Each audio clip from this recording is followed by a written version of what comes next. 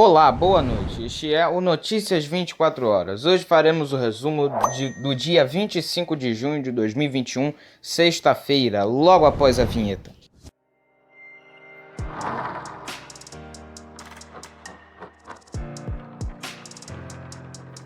Bem, vamos começar o nosso resumo de notícias de hoje, mas já peço para você deixar o seu like aí no vídeo, se inscrever no nosso canal, ativar o sininho das notificações e compartilhar esse resumo de notícias para outras pessoas. Já vamos começar com o número da Covid. Hoje o Brasil registrou 1.990 mortes por Covid nas últimas 24 horas, totalizando nesta sexta-feira 511.272 óbitos desde o início da pandemia. Com isso, a média móvel de morte nos últimos 7 dias chegou a 1.807, abaixo de 2.000 pelo quarto dia seguido. Em comparação à média de 14 dias atrás, a variação foi de menos 8% e indica tendência de estabilidade nos óbitos decorrentes do vírus. Em casos confirmados, desde o começo da pandemia, 18.322.757 brasileiros já tiveram ou têm o novo coronavírus, com 79.366 casos confirmados no último dia. A média móvel nos últimos 7 dias foi de 74.369 novos diagnósticos por dia. Isso representa uma variação de mais 10% em relação aos casos registrados na média há 2 semanas, o que indica a tendência de estabilidade nos diagnósticos. Vamos já agora para uma outra notícia, bem aqui. Achei. O presidente Jair Bolsonaro voltou a insultar a imprensa nesta sexta-feira em viagem a Sorocaba, no interior de São Paulo. Novamente descontrolado, Bolsonaro disse para a jornalista Vitória Bel, da rádio CBN, voltar para a faculdade e depois para o ensino médio e em seguida para o jardim de infância e aí nascer de novo. O presidente também disse para os repórteres pararem de fazer pergunta idiota e se defendeu das acusações sobre corrupção na negociação de compra da Covaxin, dizendo que a vacina não foi comprada e que havia apenas um erro no documento apresentado pelo servidor do Ministério da Saúde. Em nota, a rádio CBN disse que repudia o tratamento agressivo e insultuoso de Jair Bolsonaro à repórter Vitória Bel. Não foi a repórter que faltou com educação nesse episódio. A CBN se solidariza com Vitória Bel, que assim como todos os nossos jornalistas continuará a fazer o seu trabalho para informar os brasileiros. O mesmo, o canal 24 Horas também se solidariza e repudia o tratamento ríspido e bruto do presidente com a repórter e volta a dizer: jamais um presidente incivilizado, desprovido de senso comum e inábil de comandar um país que ainda quer torturar sua democracia vai nos fazer nos calar.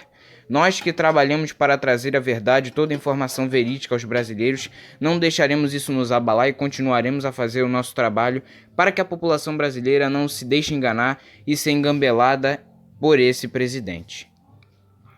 O ex-policial Derek Chauvin pegou 270 meses, ou seja, 22 anos e meio de prisão pela morte de George Floyd, homem negro asfixiado durante uma abordagem policial em maio de 2020 em Minneapolis, nos Estados Unidos.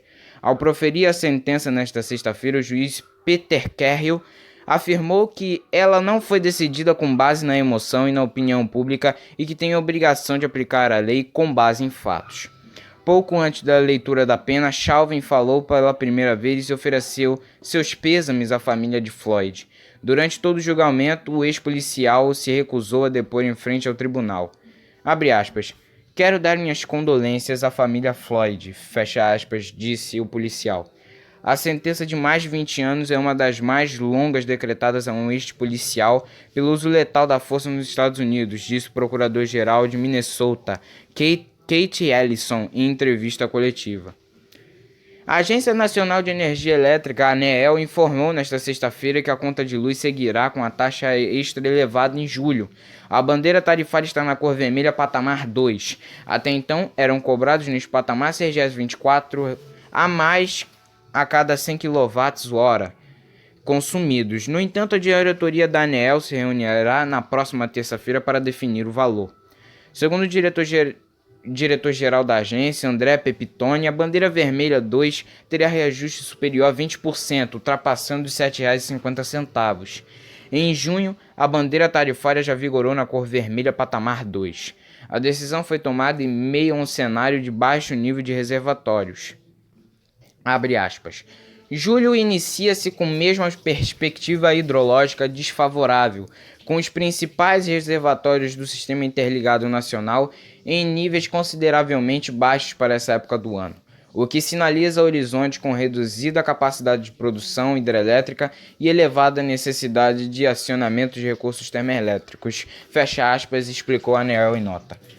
A gente sabe que está sendo uma coisa bem importante ultimamente essa situação da falta, né, de água, da falta de chuva, da estiagem, melhor dizendo, de chuva por causa das hidrelétricas e também pela falta de água que pode vir a ocorrer.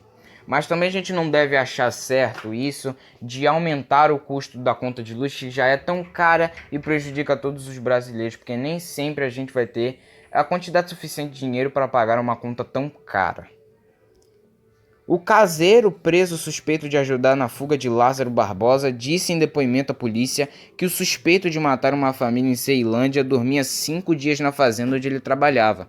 A força-tarefa que tenta prender o fugitivo foi proibida de entrar na fazenda pelo dono, segundo o boletim de ocorrência. Os 2 suspeitos de ajudar na fuga de Lázaro seguiam presos até ao meio-dia desta sexta-feira.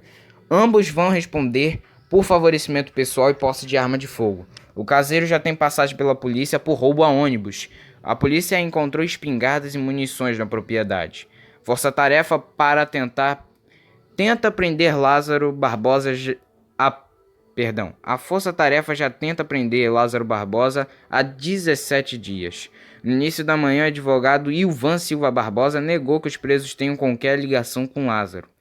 Abre aspas. O caseiro fala que provavelmente pode ter visto uma pessoa parecida com Lázaro, já que o proprietário disse que nunca o viu e não tem contato nenhum com Lázaro, fecha aspas, disse. À tarde, no entanto, o advogado declarou que seguirá defendendo apenas o fazendeiro. O canal não conseguiu identificar o advogado que assumirá a defesa do caseiro. O chefe de importação do Departamento de Logística em Saúde do Ministério da Saúde, Luiz Ricardo Miranda, afirmou nesta sexta-feira em depoimento à CPI da Covid que informou o presidente Jair Bolsonaro os nomes de 3 pessoas que o pressionaram a liberar a importação da vacina Covaxin. A vacina produzida na Índia é a mais cara negociada pelo governo até agora, e as negociações são alvos de investigações da CPI e do Ministério Público. Segundo o servidor do Ministério, o encontro com o presidente da República aconteceu no dia 20 de março, no Palácio da Alvorada, residência oficial da presidência. Ainda de acordo com Luiz Ricardo Miranda, o irmão dele, o deputado federal Luiz Miranda, do Democratas do Distrito Federal, também participou. Segundo o servidor, a pressão para a liberação da Covaxin partiu de Alex Leal Marinho, à época coordenador-geral de aquisições de insumos estratégicos para a saúde, Roberto Ferreira Lima, diretor do Departamento de Logística em Saúde da Secretaria Executiva do Ministério da Saúde, e Marcelo Bento Pires, diretor de Programa do Ministério da Saúde. A ministra do Supremo Tribunal Federal, Carmen Lúcia, determinou nesta sexta-feira que Ricardo Salles, ex-ministro do Meio Ambiente, entregue o passaporte para a Polícia Federal. A defesa de Salles informou que recorrerá da decisão. Ótimo, isso aí também é importante para que ele não vá para um outro país, fuja e tenha que assumir seus compromissos pela corrupção, pelas ações que ele fez enquanto esteve no Ministério da Saúde. A ministra atendeu a um pedido assinado pelo vice-procurador-geral da República, Humberto Jacques Medeiros. O ex-ministro Ricardo Salles pediu demissão do cargo na quarta-feira.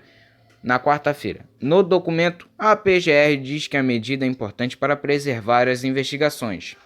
Carmen Lúcia é relatora do inquérito que investiga se o então ministro atuou para dificultar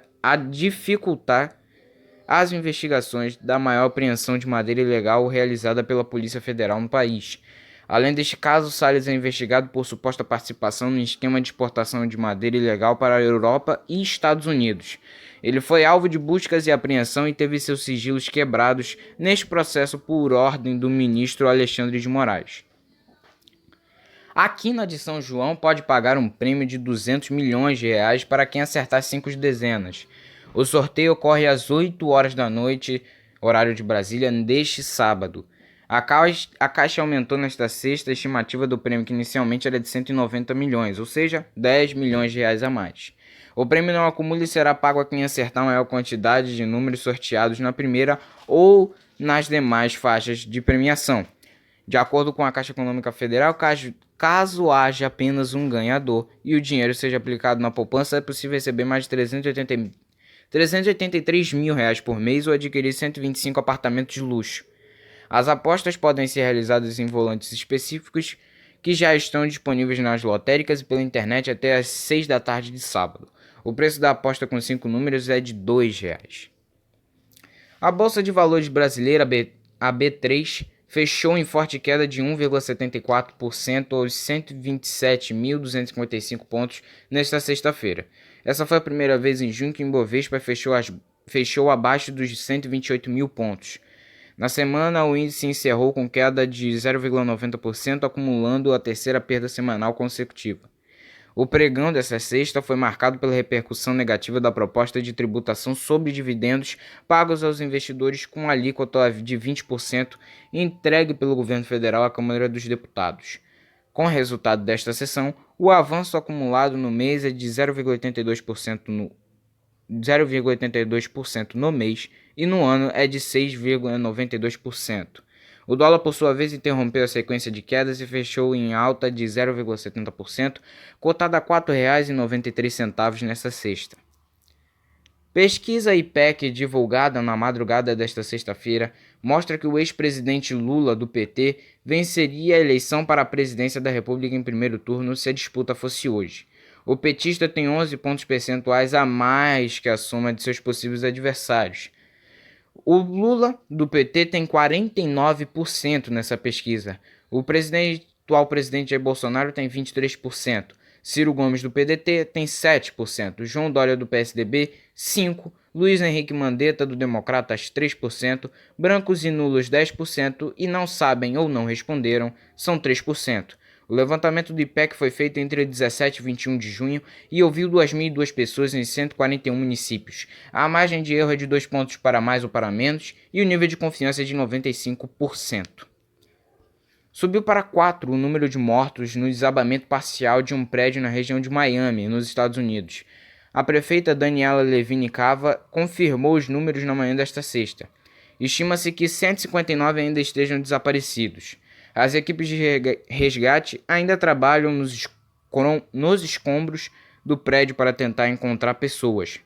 Desde a manhã da quinta-feira, nenhum sobrevivente foi encontrado. As equipes de resgate chegaram a detectar sons de batidas como se alguém estivesse batendo no concreto, mas não ouviram vozes, de acordo com as autoridades. Cães farejadores e drones estão sendo usados nas tentativas de resgate. A prefeita Levine Cava afirmou na quarta-feira que ainda não sabia qual era o destino de cerca de 100 pessoas, mas que talvez uma parte não estivesse no prédio no momento do colapso. Bem, esse foi o resumo de notícias de hoje. Agradeço a todos os ouvintes e telespectadores. Agradeço a todos que estão contribuindo com o crescimento do canal. Peço mais uma vez aqui no final do vídeo para você compartilhar esse resumo de notícias, para você deixar o seu like, se inscrever no canal, ajudar essa comunidade a crescer, se ampliar, a gente poder passar mais notícias para outras pessoas ficarem muito bem informadas, porque o nosso trabalho aqui é falar toda a verdade, trazer informações verídicas. E também não esquecer de ativar o sininho das notificações para você não perder nenhum vídeo do nosso canal. Mais uma vez agradeço a todos, tenham uma boa noite e até amanhã.